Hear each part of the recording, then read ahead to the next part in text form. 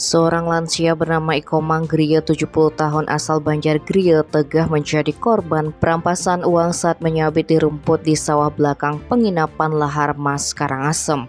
Pelaku beraksi dengan modus mengaku sebagai teman dari anak korban pada Sabtu 5 Agustus sore. Kanit Reskrim Polsek Karangasem Ibtu Ida Bagus Purwate Manuabe mengatakan kejadian tersebut berawal ketika korban sedang menyabit rumput di sawah.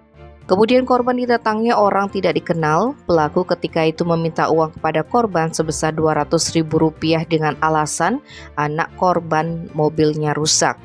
Dan saat itu sedang ada di bengkel, tapi anaknya tidak membawa uang. Kemudian pelaku mengajak korban ke pinggir jalan. Saat korban mengambil uang di dalam selepitan celana, pelaku langsung mengambil semua uang tersebut yang berjumlah Rp700.000 dan langsung kabur.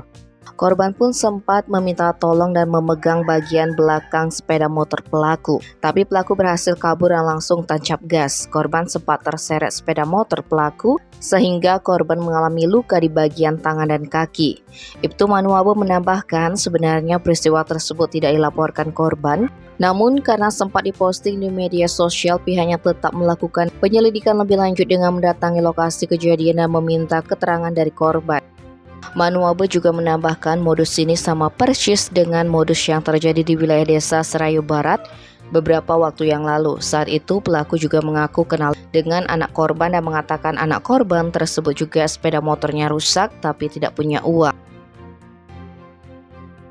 Tim Poli Express melaporkan.